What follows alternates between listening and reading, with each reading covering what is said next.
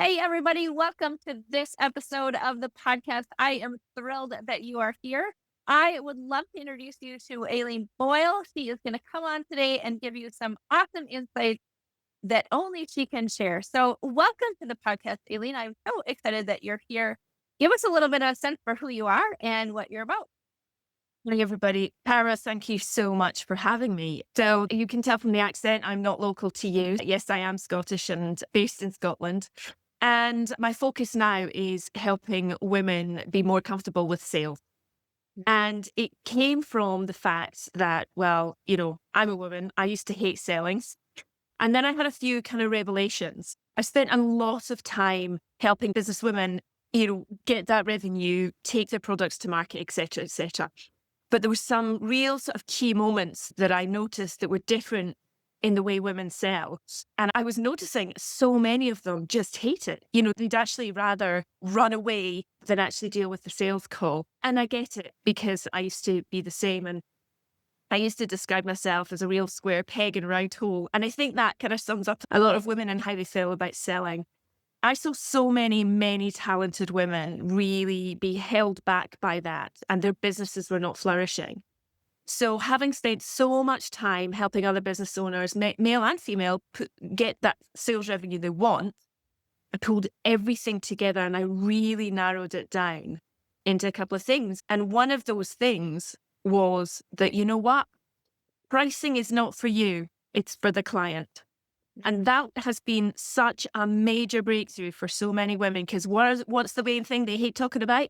Money. It's so awkward.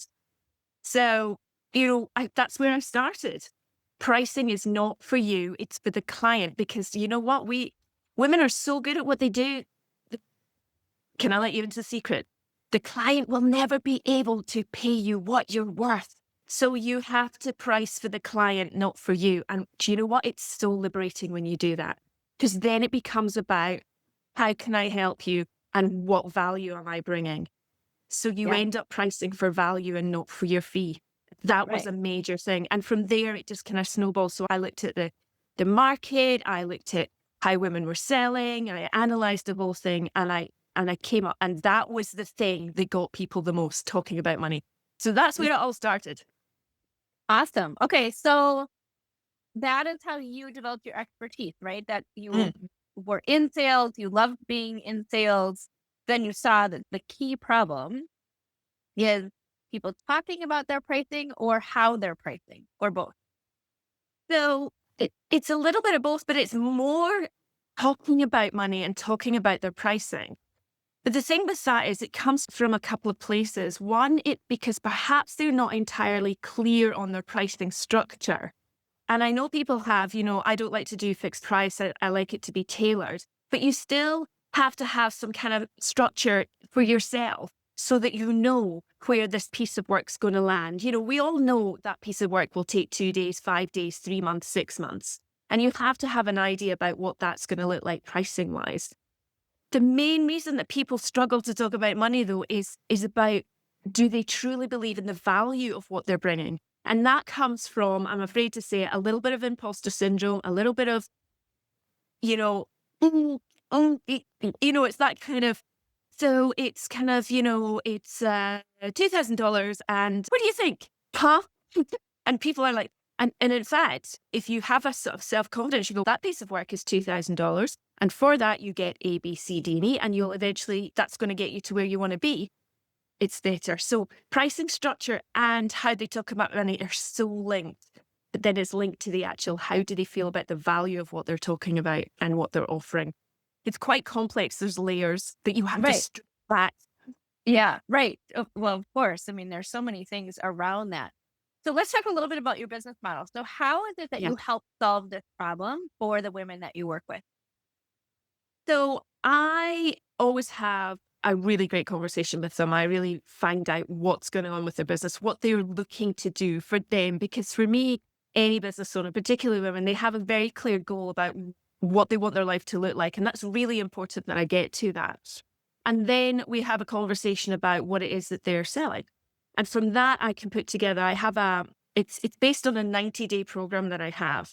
And there's 5 or 6 key elements when you are selling that you must cover. And that includes, what it is, who you're selling to, what's the offer. An offer is not service or product. It's different. The service and product is the thing you do, but the offer is how you interact with people and what they get at the end.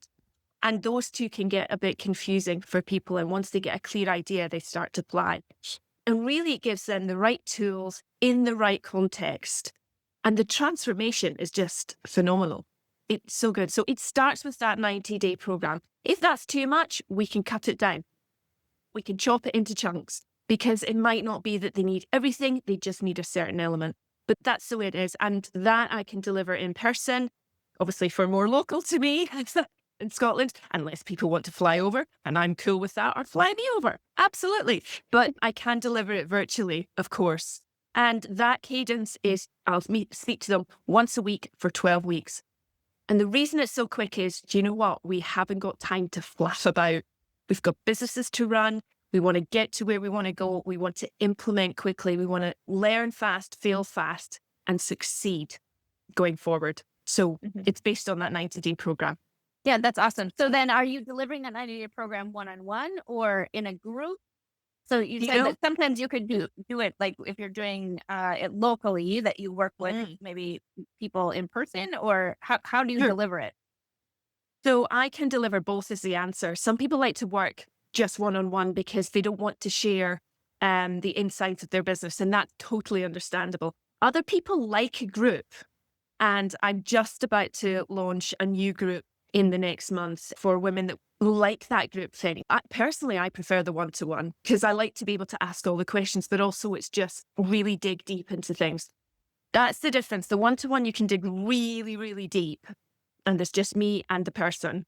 The group, you've got the group to put forward. The group have answers.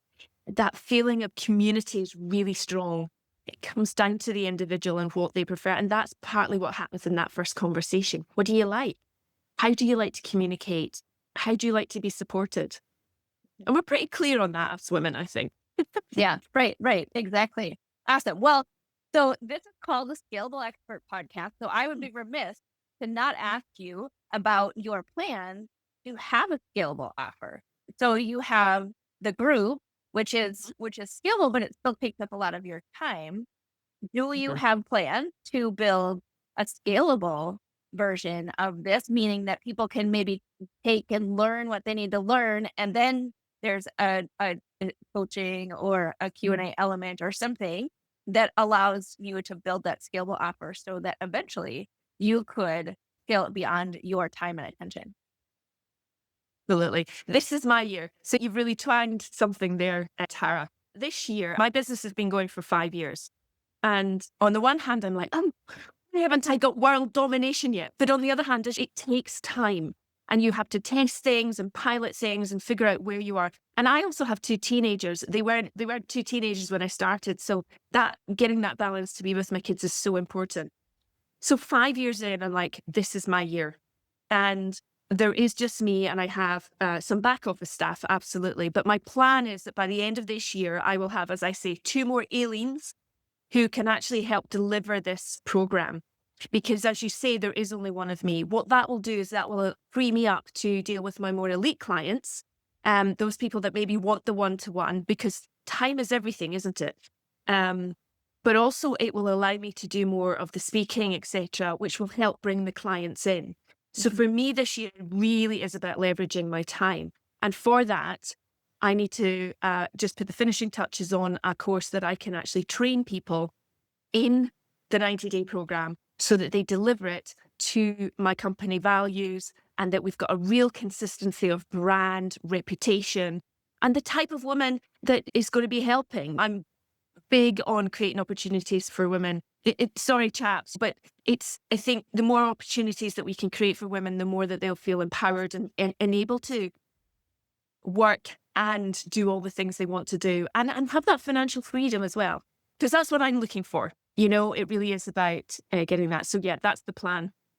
2 more and what's really cool about that, so what you're talking about basically is creating a certification program that allows you to certify and train other people in your methodology so that you can make a bigger impact globally out there in the world.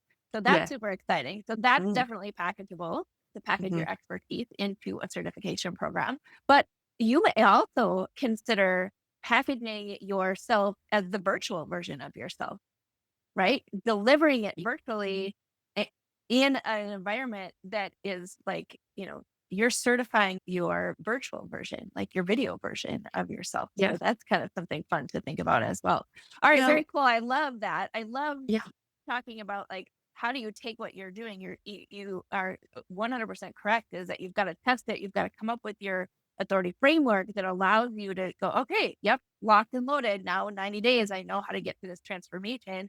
Then you can start to train other people, or Mhm. like I said, the virtual version of yourself, creating that scalable offer, Yeah. so that you can make that bigger impact with your methodology. So that's amazing. That's it. So what? Do you know what was really liberating for me? Just on the last point there was Yeah. getting rid of all the distraction and really honing in on what that 90-day thing would look like. And it's so funny because I'm sure you do as well. We tell our own clients, what's your one thing? What's your lead thing? And I find myself running around like a headless chicken for the first couple of years until I was like, Aileen, what is your one thing? So I need to say that anybody listening, we've only got to this point because we've actually been through all the things Yes. that we now can advise our clients not to do. None of us come out the packaging like this, do we? We have to really hone our trade. So, for anybody that's sitting there thinking, oh my goodness, how do I get to that level? Learn fast, fail fast, and you'll succeed quickly. And it's just make those mistakes because we've all been there. But yeah, and it is getting rid of all the distraction and go, right, that's my one thing. And under is the layers rather than, oh, I do this and this and this. Yep. Yep. It's confusing. Now, one of the things that we talk all about all the time is one framework, infinitely scalable. So you can take that one framework, that 190-day framework that you Yeah. have, and you can do a book, you can do a program, you can do coaching, you can do a mastermind, you can do one-on-one, you can do all the things that you can dream of. Spend your time doing all of those things based on your framework instead of like starting like you're talking about like your height cutoff, or you're like, I'm gonna do this and then this. That's where you get overwhelmed. You have one approach based on your expertise, and then you can start doing all sorts of things with it. You can create that certification program, all the things that you're talking about once you have focus on the one framework. So I love that you mentioned that, because I think that is one of the things, if I had to say one thing that knocks people out of the game really early, is when they're trying to focus on so many random things and trying to scale all those things instead of like lock and load your one thing that you're doing and then start to scale it with multiple scalable offers instead of the other way. Because we've all been Exactly. there. Like 100%. Like, Exactly. You can't be all things to all people. right. And in fact, it just confuses everyone because they're like, oh, do you do getting investment ready or is it sales? And there was a time where I go, well, I do both. And people go, oh, and then I was like, no, I'm helping people with their sales conversations. That's what it is. That's the Yeah. thing. Yeah. But underneath that, you have to make sure your offer's right. You have to make sure that your messaging's right, that you have to make sure you're speaking to the right people. And if people are looking for investment, I now have people that I can go, do you know what? You should speak to that person. Or if you're looking for scalability, I know exactly the woman that you need to talk to. And we can work together on this. That's the power of international collaboration. Mhm. And you're absolutely right. The world is our oyster now, but you've got to get on that right path. So yeah, thank you for bringing all that up. It's a really great reminder for me too. And I think we as the experts also, it's great to have that validation for us as well. We're Yeah, always 100%. learning. We're always learning. Yeah. And you're always learning within the construct of trying to keep yourself on track, because that's the other thing, is we love to learn and then we're like, oh, squirrel, that's really exciting. Like, I just learned this new thing. It's so great. It's like, wait a minute, that's not going to build your business. So I love that. Such Absolutely. a great reminder. Okay. So let us know, what is one business tool, resource, book, template, anything that you can think of that you could not live without in your business? My goodness. Oh, just one? Well, you can mention a couple. That's fine. We'll put them in the show. Okay. I think, do you know what? I'm going to categorize it. You need to know where your audience are. So mine are on LinkedIn. So I absolutely work that tool. It is my business development tool. It is my contact list. It is my marketing tool because I post on it. It is my advertising tool because I will put any talks that I'm doing on there. And it's also how I connect to people for collaboration. So for me, cliche upon cliche, it is LinkedIn. But as I say, the lesson out of that is know where your people are. I try to work on Facebook, but it just doesn't work for what I do. It's great for that kind of me as an entrepreneur, look what I'm doing, but not as a, right, ladies, if you've got a business that's about 18 months old, come and talk to me. Because it's a different audience and they want different things. Yeah, For sure. so LinkedIn. And then the other thing is I actually couldn't do without, I've got a VA and she's not a tool, she's a resource. Because there comes a time where exactly what we were talking about is you can't do it all.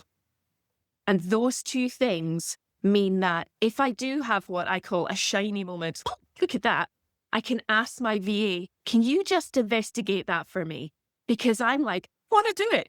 I'm not sure it's the right thing. But she'll pull together the information and then I'll look at it and go, nah, that's not a good idea. So that's not quite the tools you're talking about, but I think resources is maybe a good word. And it's about getting the right resource for where you are in your business. And I think if you're looking to add capacity to your business, having somebody, a VA who's going to help sort your diaries, answer emails just as a starting, it's the best money you will ever spend, other than obviously on people like you and me, Tara. Yeah, right. Right. Yeah. So, and the tool, either Facebook, Insta, or LinkedIn, make sure it's the right platform for you. Yeah. I couldn't live without LinkedIn. That's such great advice. All right. For my audience, how can they learn more about you? Where can they find you? So they can find me on LinkedIn. Of course. So what I can do is send you that link and you can share that with everybody. It's a good place to find me. It has everything that I've done on there. So people will get a really good idea of what I've done and who I'm helping and whether or not I'm the right person for them. Because that's so important that you find the right person that's going to match your energy, match where you are with your business and going forward. And I've actually also got a download that I'd like to share with people. And it's the 5-step checklist to making sure that you've got the right offer together.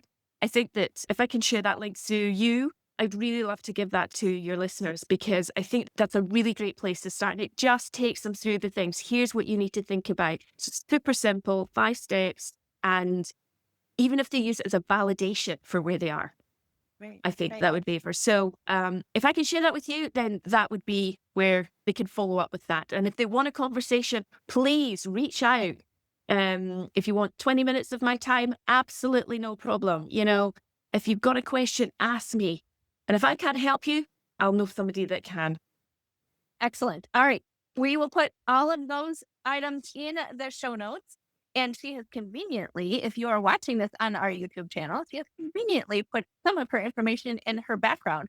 So you can catch it there as well. All right.